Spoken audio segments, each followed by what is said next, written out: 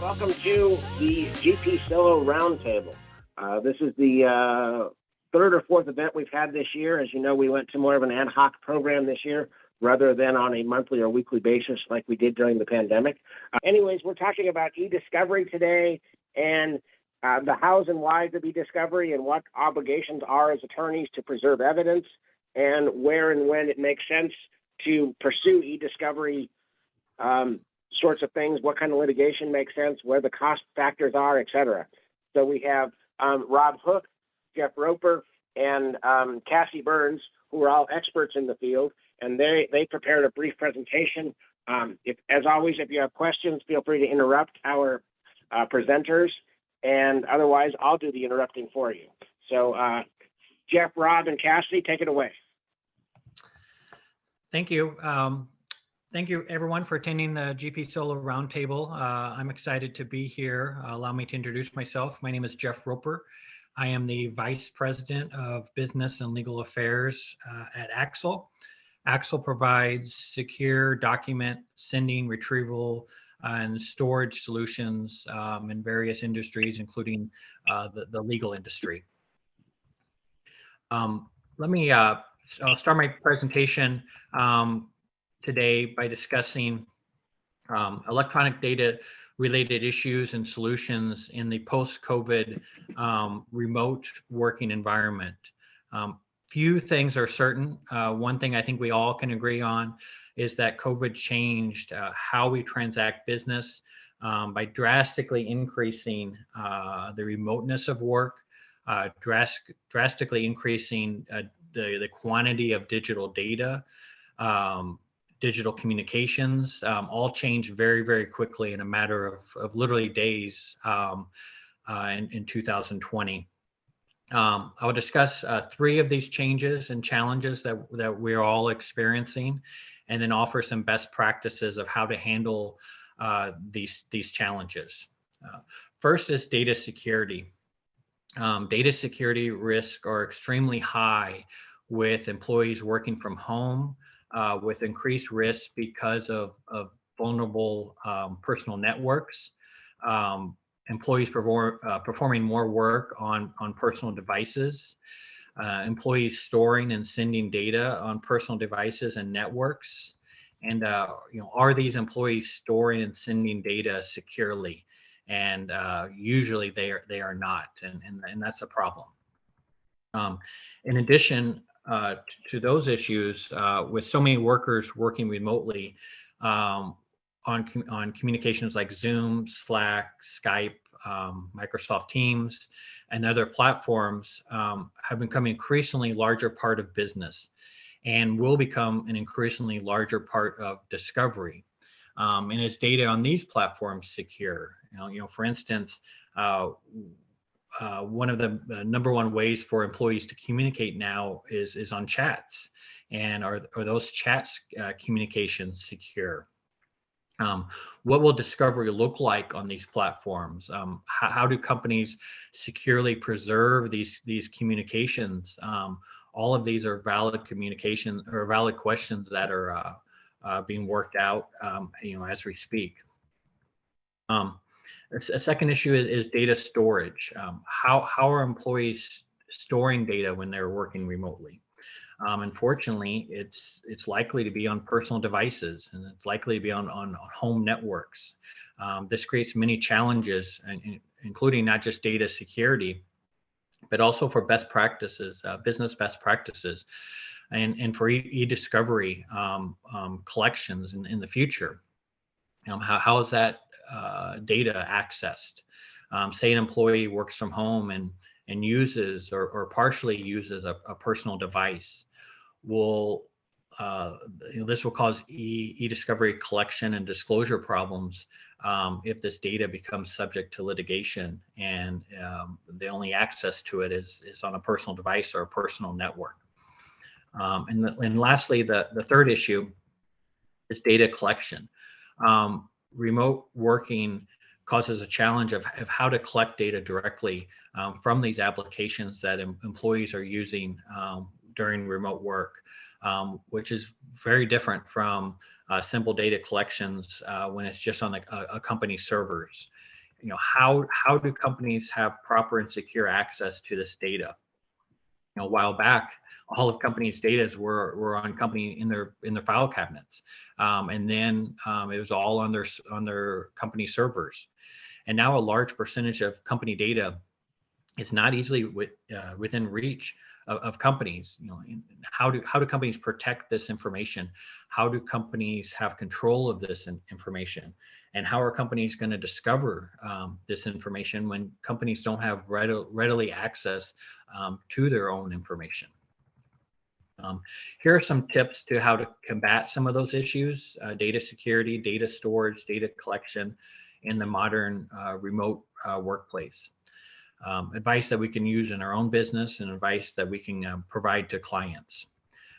First is provide employees with technology where they can securely store data, and the data is all in one place for collection when it's needed. That technology is readily available to accomplish these goals. It's inexpensive.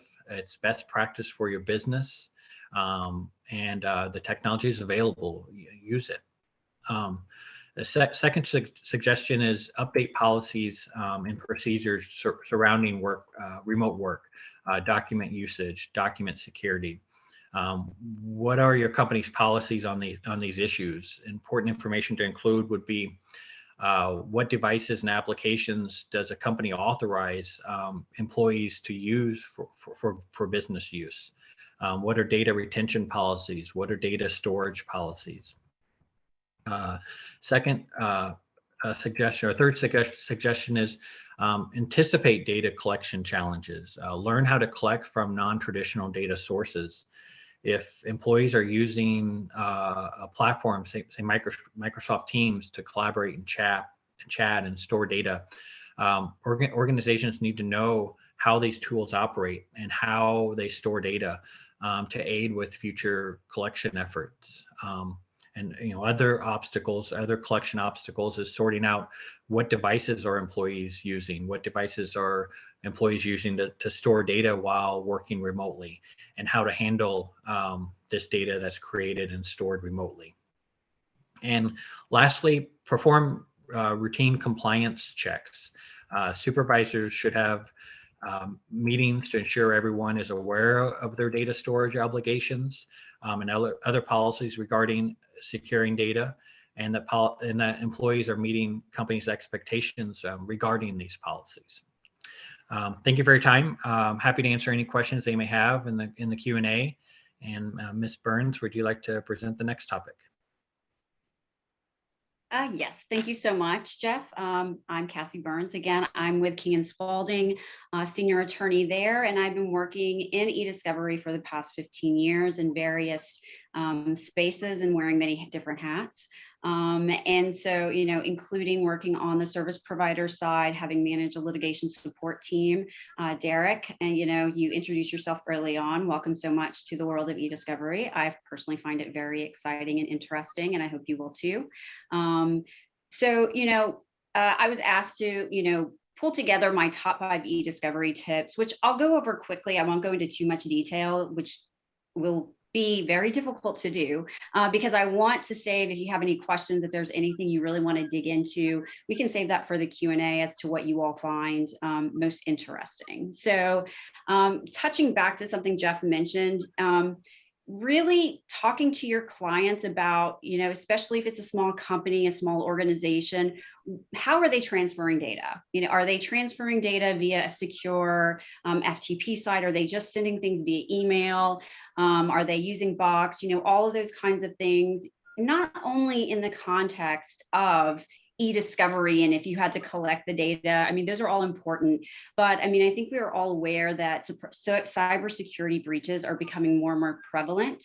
And in particular, if your client, small business, is working in the space that touches client or personal PI, personal identifying information, or PHI, that's something you really need to take into consideration to talk to your clients about. And if you need more information about, privacy, reaching out to maybe some privacy colleagues out there to get more information, but really being mindful of, resetting these communications with your client of, if you have data out there that you're transferring and there's client or other person's information out there, really be mindful of how that's being transferred, because if that data is hacked, it's not going to be a good day for you or for anyone in your company for a while. And also, if your company's a small company that's acquiring another company, also asking them about how their data is stored. I've had clients before where it was a company they recently acquired that was hacked, and they were the ones having to, deal with the ramifications of all of that. So again, that's all very, very important, in the current landscape of data. And then on to, the next top item that I had was privacy considerations. There can be a little bit of a tension. You have an obligation to retain data that may relate to litigation. And as you know, as litigation winds down, and it could be argued that, that it's no longer necessary to hold on to that data. And where you draw that line, is something that you all have to determine. But sometimes strategically, the client or in-house counsel or you may recommend holding on to it a little bit longer. Maybe it's documents that are good for your case or whatever, or if you think something may creep up in the future. But there's also that tension of, more of that dialogue that you're hearing now as of, if you don't have an obligation, a legal obligation to retain data, there's no hold notice, there's no, regulatory requirements. It's better really to defensively delete that data, because then there's less data that can be accessed by bad actors. So it's just being aware of when those decisions are being made, the right stakeholders are in those communications. So someone's not making a decision that's having a major impact in another area. And then, the third item that I think is very important in this space are, I believe the next one is hold notices. Hold notices and advising clients on, when that obligation to send hold notices kicks out, and having those discussions with your client of where potentially relevant information is, including, those data sources, as Jeff mentioned, that are cropping up, being much more prevalent now. You have your text messages, you have auto deleting applications, you have ephemeral messages, you have collaboration tools, all of those areas. It's like the genie's out of the bottle at this point. I think that we all knew that probably, we're using text messages more than we're being asked in discovery. And this is me speaking personally off the cuff, probably a little bit of like, if you don't ask, I won't ask going on. Not saying that I never saw text messages being produced before, but I'm seeing it constantly now since COVID, because I think that we're just seeing people are communicating with text, people are using collaboration tools, all of that. And once there's that obligation for hold notices to kick in, if you're not talking to your clients about, if you're using auto deletion settings, you need to turn it off if it's related to this litigation in any way, or if you're on a platform that auto deletes and you can't change it, you don't need to use that system while this is ongoing, because what will happen, what we've seen in the courts happen, is it's going to end very poorly for your clients and potentially for you. I specifically point out DR Distributors LLC versus 21st Century Smoking. That is a case that opinion is ultimately a treatise on eDiscovery. There were sanctions against the party. There were sanctions against the attorneys. The attorneys had to go and listen to CLEs about eDiscovery. And so that's a great case to check out. So just, wanted to flag that these are issues that I think it's maybe off your radar, and just really wanted to raise it to help you get more informed. Fourth item is cell phone ephemeral message challenges. It is difficult sometimes to collect the data because different phones, different operating systems, ephemeral messages or applications, it all varies from phone to phone, setting to setting, operating system versioning updates. It's difficult. So having a conversation with a vendor or whomever you might be working with to help make decisions on how to collect that.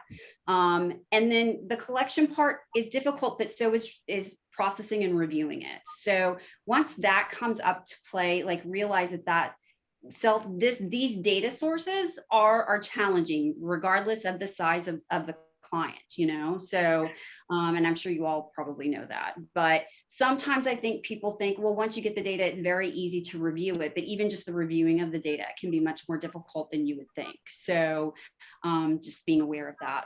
And then the fifth and final topic that I wanted to discuss was collaboration tools and modern attachments. And this is a little bit like, you know, chat messages, but it's a little bit different. So if your client uses Microsoft Teams and instead of sending an attachment uses a hyperlink that points to a Teams channel that they have access to, there's some discussion in some case law that's bubbling up. Is that an attachment or not? Is that hyperlink an attachment or not?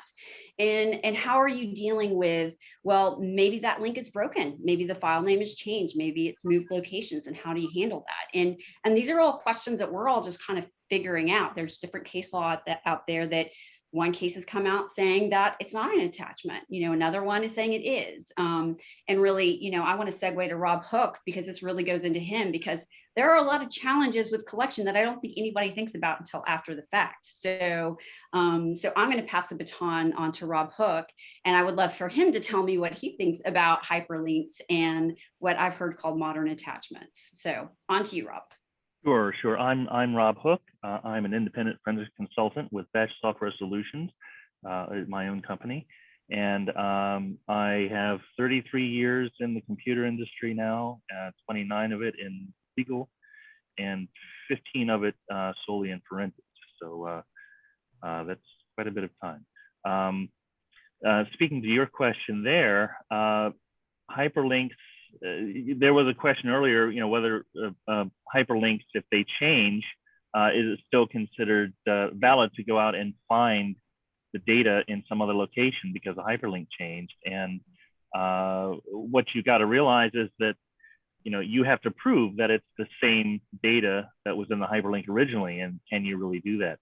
A lot of tools today, a lot of forensic tools will go out and seek the data from a hyperlink or from cloud storage sites based on the information in a user's other device. So his phone, his laptop, it will use hopefully you have the password, the login password to it. It will use that information to decode the passwords and login information that's saved on the machine and go out and gather those things that were linked to an email, for example, or in a chat. But in those cases, if something has changed, it's just broken. It's not going to go try to figure out for you where the data went, and you wouldn't want it to, because now you're burdened with definitively proving that it's the same data. So anyway, I hope that addresses what you were asking there. Let's go to my first slide. This is a point that I've been making for years, and that is, you should always involve someone who specializes in forensics. Lots of times you're going to talk to your client and you're going to say, oh, we need this data and that data. And they say, oh, great, I have this great IT guy who can get that data for you. And you can bet that it won't be done right. The set of skills required in forensics is kind of a superset. It's different from what that IT guy has been studying. And I often said for years, you could send in Bill Gates to do a forensic collection and there's a good chance he'd get it wrong. And then it actually happened. It wasn't Bill Gates. I'm not going to name names, but a well-known computer pioneer was one of our clients. And when it got to his turn to send in the data, he did. He said, oh, no, I can handle this. You know, I've been doing this for decades. And he sent us a PST file, that's an email file, and somehow he only got all the attachments. He didn't get any of the emails, and I don't even know how you would do that, but he managed to. So be aware that you have to involve a forensics person, even if you're using some of these tools, these remote collection tools. You've got to be careful with the way it's collected. And we'll go to the next slide, and we'll make one point about why it's important. Metadata. This is the information about your information, the data about your data. So mainly we're talking about dates, which are very important to a legal case, you know that. And if that data, those dates on a Windows system, for example, each file is going to have 3 dates: the created date, the last access date, and the modified date. And it's become a very important part of the landscape of that data, to know when it was created, when it was last accessed, and when it was modified. Because it was modified, 2 days after your hold notice, that's very suspicious. You should find out why. Another point to make here is that those dates are stored in a single, a single byte. Everybody knows that term. It's actually called a long word, but a single value. So if you overwrite that single value, if you open the file and that date gets changed, you can't simply go back and get the previous date. It's been overwritten, it's erased, it's gone.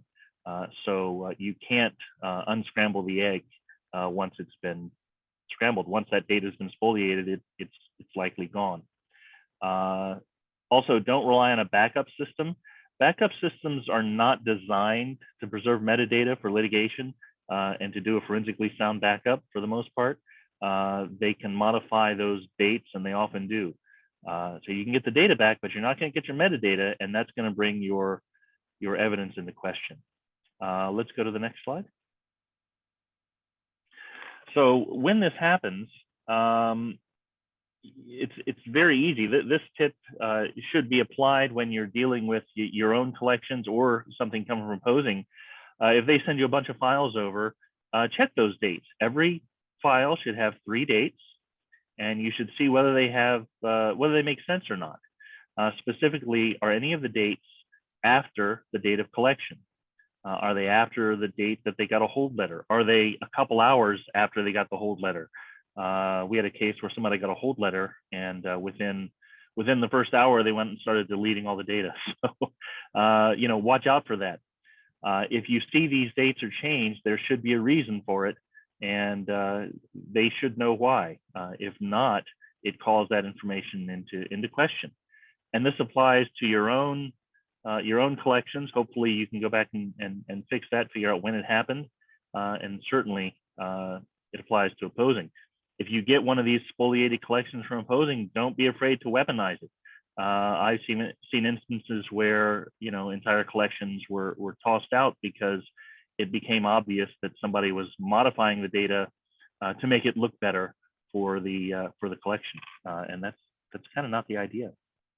Next slide.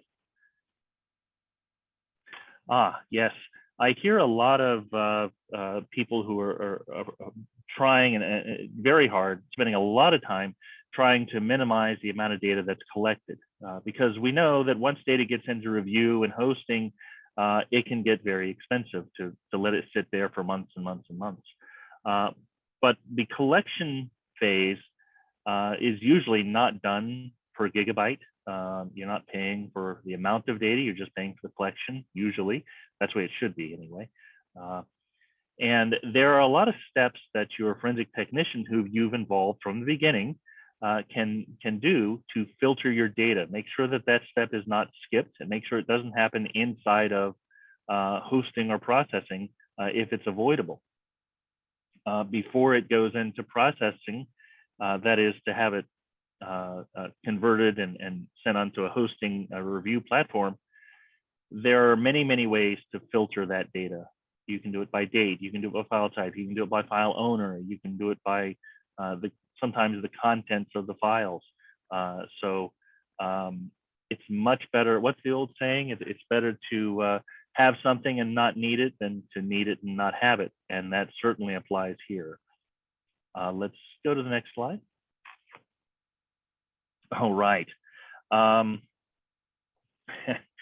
This is a very important point, because I often tell people that, if these collections went to plan, my job would be easy. If everything went well, if the system is built exactly the way the client said it was, and the data is exactly where it's supposed to be, and is situated how it's supposed to be, and gets transferred correctly and gets into the system correctly, and then yeah, this would be an easy job. I've been doing this for 25 years. If that ever happens, I'll let you know. So far, it doesn't happen that way. if you think about, every individual on this planet, they're all individuals, they're all different. Well, that's true of your computer too. If you go out and buy 100 identical computers and hook up to a network and start using them, by the next day, they're all different. Probably in the first hour, they're all different. So it doesn't matter that they're the same model and everything. So it's very important that the person you engage to do these collections, again, whether it's in person or whether it's over the internet or from a cloud system, they have to be familiar with those systems, and they have to specialize in forensics and eDiscovery. An IT person just will not be able to handle it when things go south, and they always do to some extent. That's something you learn very, very quickly. So I think that those are certainly the top 5 tips I have for you, and any questions, certainly feel free to ask those now. Probably the first point I made about engaging a forensics person, not just the IT person, always keep that in mind. The rest of this should be covered by that forensics person you engage. And for God's sake, don't let the client go out and just look through his files to find, open all the files to find what he should send, because now all of your metadata is changed. All of those access dates are certainly changed. And you're gonna be faced with that in court. So thank you very much. So let's go to that point first and find out. So when you send these files, so you get a notice, and all of a sudden you have to stop accessing all your files. So you stop using that computer altogether, or stop using the cloud altogether, call the IT person, and then what does the IT person do? Come up with a whole log of everything, and then are you not allowed access to your own stuff for the next year while litigation's on? I don't understand. Well, the collection, you can certainly conduct your normal business. But what you don't want to do is go out and look at things that you have no reason to look at just because they're going to be collected. Generally, what I tell people to do is if you basically recreate a spreadsheet and update your spreadsheet every day, now you can't update your to-do spreadsheet because you've now destroyed the metadata because you basically save over. So you have to go through some new procedure. But do we come up with a huge database that this forensic person does that basically says, here's the file, here's the data accessed, frozen in time, and then does the forensic person sign off under penalty of perjury that they've done all this research and then have a pristine copy of the entire hard drive? Ideally, you would, yes. The forensic collection should be done as soon as possible. The rest of the process can then wait as long as it needs to, but you want to do the collection quickly for this reason. Things are going to get changed. Of course, it does take time to engage these people and get the logistics in place, but ultimately, you want to get that part done as soon as you can.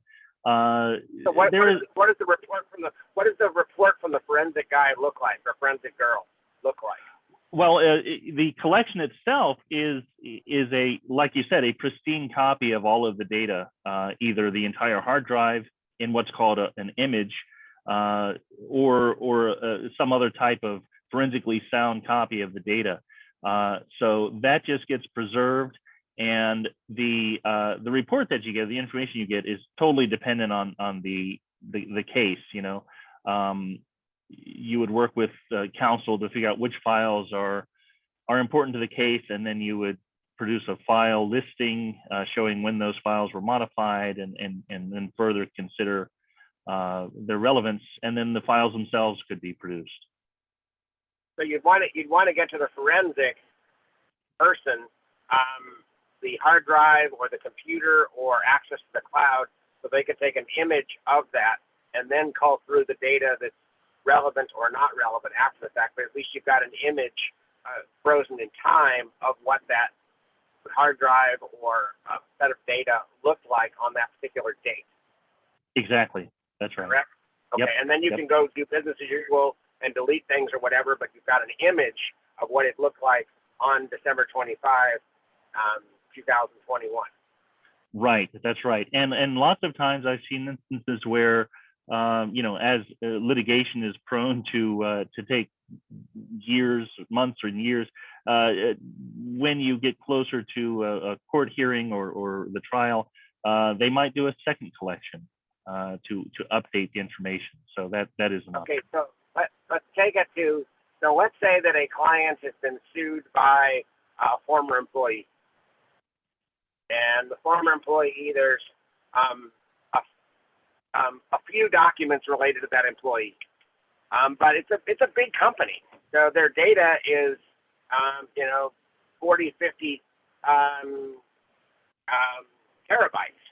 So do we need to take an entire image of the entire hard drive or cloud or what have you, or can we just drill down to where we believe that all those employee files would be?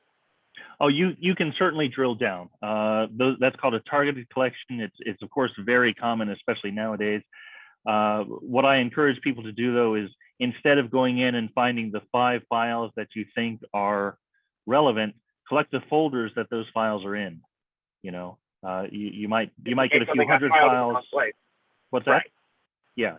Yeah, you might have a few hundred files, but you don't need to take all the operating files of the entire company and image those as well. That's right.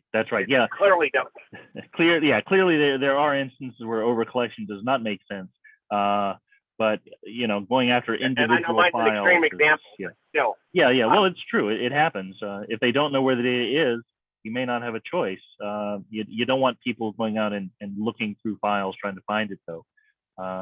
Find the folders, but don't touch the files. And just to jump in, that's where custodial interviews, you know, after that hold notice has gone out, and you're you know, maybe even before then, you're going and talking to those people, and usually it's counsel, and maybe with a forensic person or counsel who's very versed in technology with you know, data mapping and things like that. And that's really going through data sources with the custodians, or at least the initially identified custodians, or even potential custodians, and going, you know, where did you say this information? So it's in your email. Did you say this information in a certain folder, or what shared networks did you use, or what, you know, what databases, you know, does the company have that would have this information? So really it gets into that targeted space that Rob's talking about, where you can say, okay, these are the drives where the information should be, and then you collect from those specifically.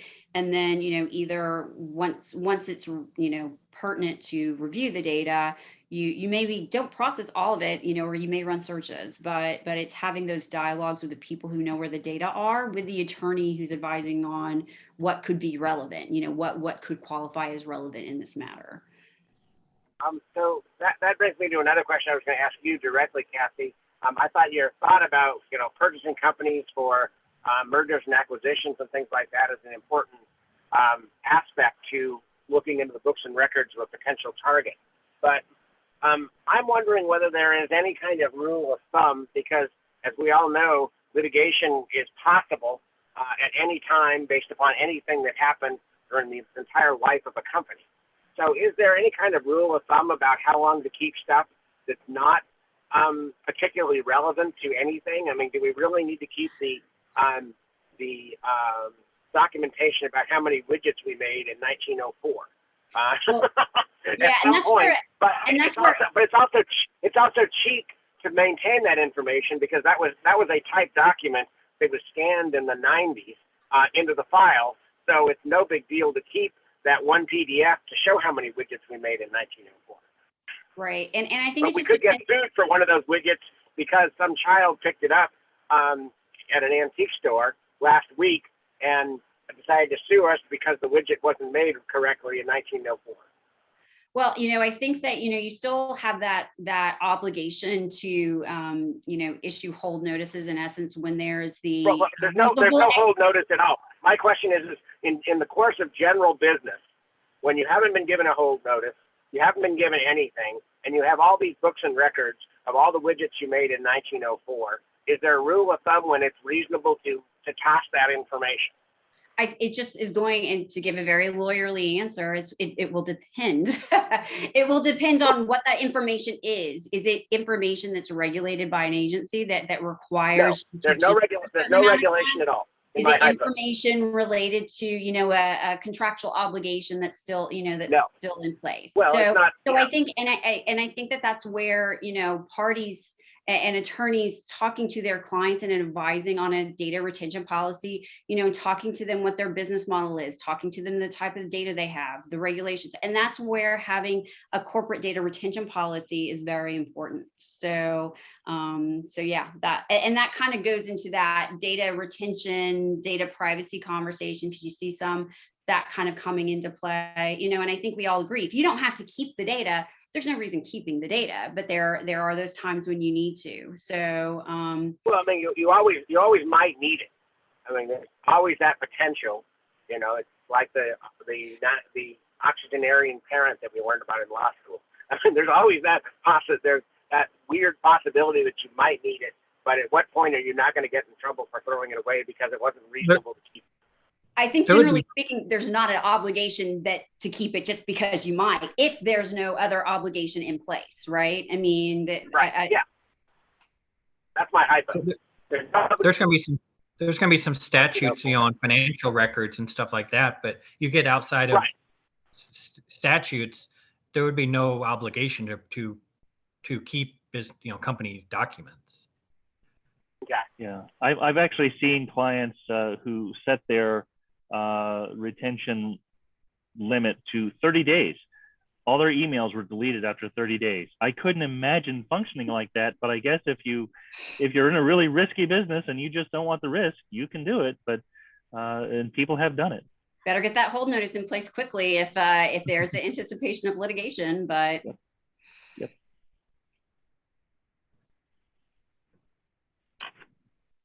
Rob, I have a question for you. Absolutely. How do you stay on top of, you know, which something I alluded to in my like quick bullet points, your ability to collect data from cell phones or certain apps, it just is changing. It's constantly changing. So how do you stay on top of that? Because I'm just completely amazed by all of your abilities to research it. Do you just kind of research it as each new collection comes up because something may have changed, or is there some other magic wand out there for you to help you keep an eye on that? No magic wand, but obsession and OCD is helpful. You have to just eat, breathe, and live technology. And that's another difference between forensics people and IT people.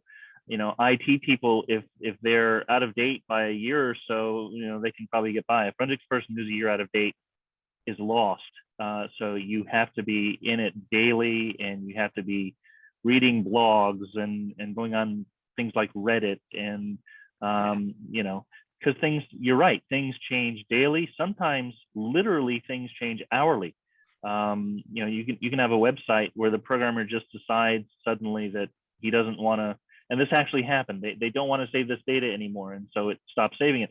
And then the CEO finds out, he says, no, change that back. And by the end of the day, it's back. And so now you've had 3 different settings in one day. That can happen. So a lot of it is kind of finding your way through the woods, but you have to be on top of it all the time. It's a constant obsession. Well, and also just emerging, you know, collaboration spaces that are being used. Like I recently got on Discord for the first time ever, just, you know, trying to learn about Web3 and metaverse. And it just seems like that's the space where those group of people are talking. They're not talking via email or anything else. So are you having to keep an eye out for, this is a new app that might be rising to the surface and maybe more prevalent in the future? Yes, absolutely. And I'm glad you brought up Discord, actually, because that's a great example. I should have brought that up. Discord was not made for eDiscovery and litigation. It was not made with any of that in mind. Discord was made to go with a game. It was part of a game originally, and it kind of grew from there. So they weren't thinking about the logo is, and that's why the logo is like a gaming thingy or whatever. That's right. That's right. Yep. So we get all kinds of new utilities and all kinds of new you know, innovations. Everybody wants to be innovative, but now you have another source with its own rules, and yeah, it's tough to keep up with, but I have no choice.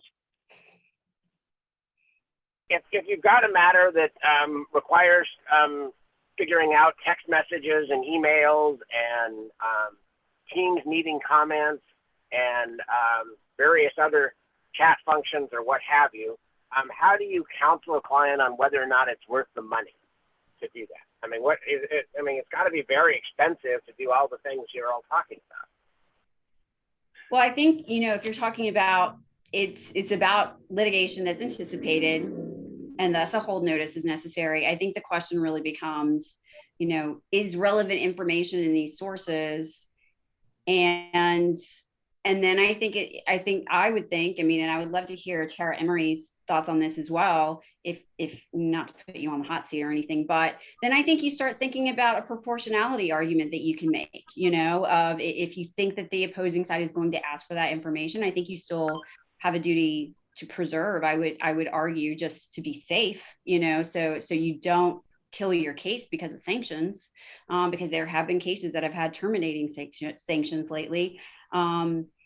Then I think it becomes a crafting of a proportionality argument, and there have been some cases where the requesting side has had to pay for something like Slack data if they've asked for it, and this is a little bit of the wild west. Like, courts aren't all on the same page on this, so it's interesting waters to navigate these days. But I don't think you have the ability to tell the court, well, we're not, we don't have to collect or produce this because it's going to cost us too much money. I think you have to be prepared to make a proportionality argument and have facts supporting that argument, because if you don't have the facts to support it, the judge may not, it may not be very persuasive.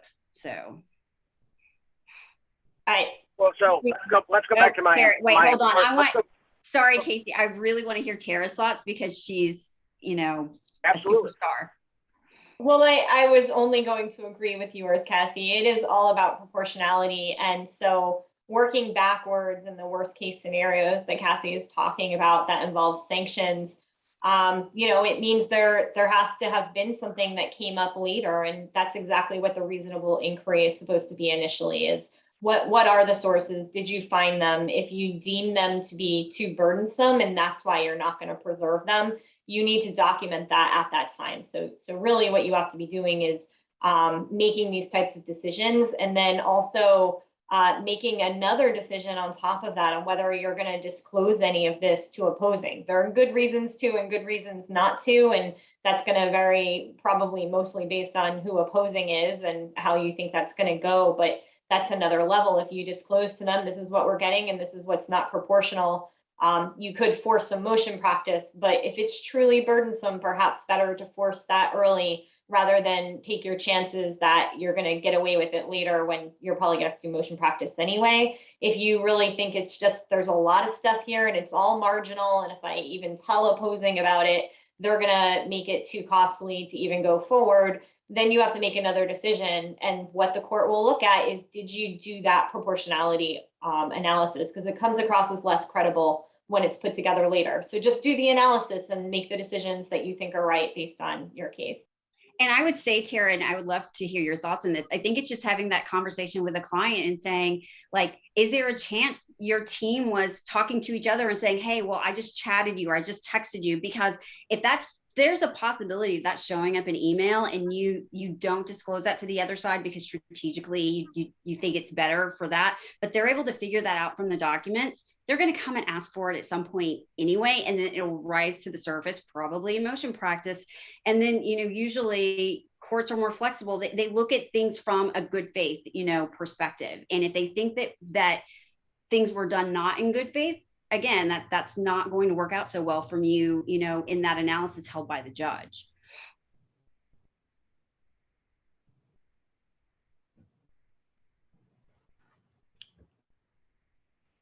So are there cases where courts have found that these are just mere fishing expeditions and not let the other side get into, say, the CEO's cell phone because a low-level employee in a giant corporation was fired?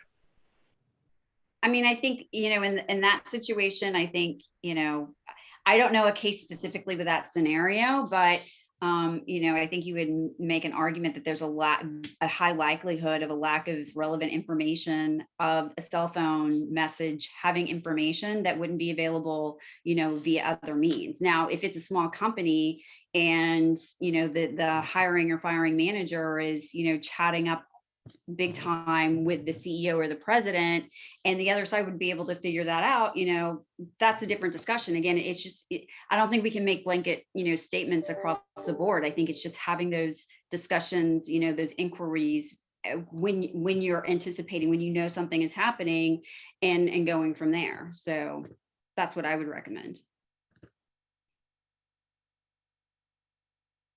And then, under those situations, can you get an image of a cell phone and return the cell phone to the CEO? Oh yeah, we've done that many times. Often you can get an image in just a few hours. Newer phones, they're getting larger data storage capabilities, but they're also faster. So it usually, within a few hours, we can do this. Okay. And Rob, I just would love to hear your thoughts on like remote collection versus in-person collection of phones. What's the capabilities there? Well, the remote collections of phones, that's a fairly new option, and I found that it oftentimes doesn't work. So be aware of that. The phones are just not made to do that. They don't have the capability built in, and the manufacturer is not interested in adding those capabilities because as far as they are concerned, that's a huge vulnerability. Allowing somebody to remotely access all your information on your phone, which probably includes all your credit cards, all of your passwords, all of your health information even, they really don't want to share that. And adding that capability is just too risky from their perspective. So there are systems out there that do it, but they're it's an uphill battle to keep them working.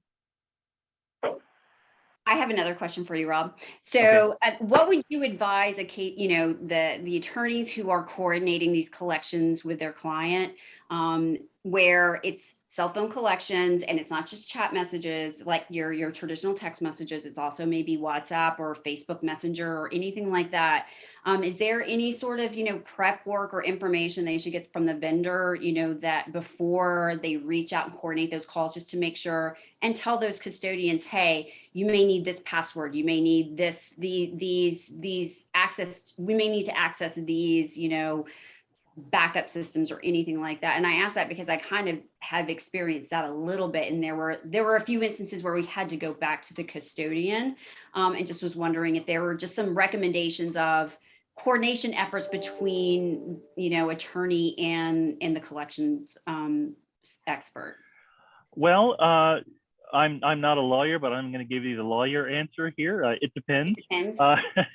A big part of it, though, let's see, the first thing I'd recommend, especially if you're dealing with larger corporations, a custodian who's working for them, there may be security software on the phone installed by the corporation, and that will stop your collection dead in its tracks.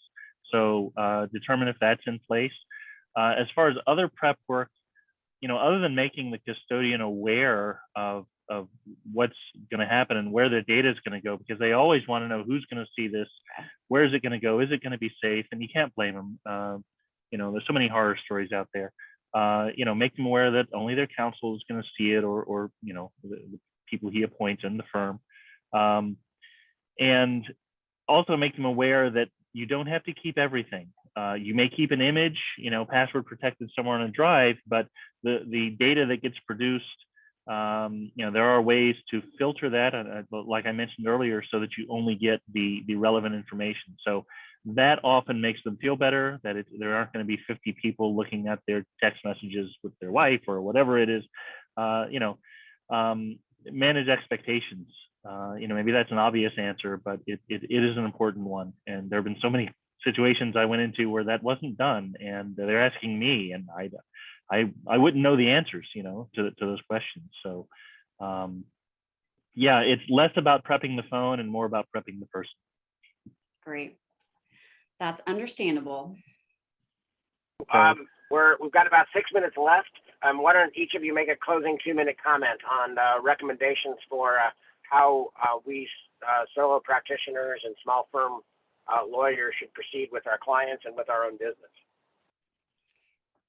Well, I'll jump in first. And I think, again, it's just like having those early discussions with your client to determine what is potentially relevant, where they may be saved, and being sure to, if there's auto deletions happening, or if it's a system where the message could go away, telling them to stop, change the settings or stop using that, because what you don't want is your case to get thrown out or essentially like get tanked because of, the wrong, counsel being given. So that would be my recommendation, my endpoint. Okay, and I think what I would say is, as we move forward, the world has changed a couple of years ago, and it will continue to change. I don't think we're going to go back to the way it was. We never do. There are going to be all new considerations, all new systems, and moving forward, an important point to make is that as a small firm or even a solo attorney, that data is still relevant. You can't just say it's too in a way you can say it's too expensive to go get it, but if it's vital to your case, you have to be able to get that information. So getting to know a good forensics person and having them in your back pocket and available is pretty important. Be sure to build those relationships before you absolutely need to find someone, because that day is going to come. And be aware that even though a lot of these cases, are in the millions of dollars, this doesn't have to be some huge expensive endeavor from a forensic standpoint. If you're dealing with one person, you're not dealing with a lot of data. If it's proportional and worth it to the case, you have to be able to go through it. And gosh, I keep touching on that same point. Make sure that you're not just getting an IT person who thinks they can do it. That's very important, and I've seen so many instances of that going south. So yeah, I think that those are the points I would stress most. Be ready for this when it comes, and make sure you're getting the right person involved as early as possible. That's an important point too, because once you've talked to this custodian, they want to go out and look through all their files and find out what can help you, what can help them. And in the course of doing that, they've modified it. They've changed that metadata. And, I'm in the business of telling people how to take advantage of that and how to make the other side look bad when that happens. So inversely, I would say, make sure that doesn't happen to you and your client, your custodians. Get a forensics person involved, get them either out there or connected, over the internet now, and get those collections done early, because like we mentioned earlier, business has to go on. You have to continue conducting your business, and you certainly have a right to do that. And I've also seen situations where through the normal course of business, information was destroyed that could have been very helpful to our case, on one particular case I'm thinking about. And the problem is, once it's gone, it's gone. And a lot of these situations, especially when you get back into these older computers or older systems, where they're just sitting around, and then you turn it back on and you start looking for things, you've just changed your dates by years, and you can't go back. So that's what I would end with, is make sure that you get someone involved, a forensics person, as soon as possible. My recommendation would be, don't wait for the disaster and then come talk to your attorney and have a long list of problems. Think ahead, be prepared. Don't have employees using their personal computer where then you don't have access to their computer. Don't have them all your company's information stored on personal networks. Be prepared before that. Have your employees using company cell phones that you have access to, company computers that you have access to, on your company network that you have access to. So you're controlling all the data. You're in charge of making sure all the data is secured. Have policies and procedures in place that employees have to follow, that they're trained on, of how to control the data, how to protect the data, use technology that's readily available to protect your company's data, and know that for yourself and know that for your employees. Basically, everything that you're doing is potentially discoverable, and if you don't want your personal cell phone in court, don't use your personal cell phone for work, and have a separate work computer, have a separate cell phone. I cannot tell you the things I've seen in Discovery and the things that I did not want to see in Discovery and had to see. And it's an invasion of privacy. And if people were better prepared on the front end to avoid those things, it would never have happened. And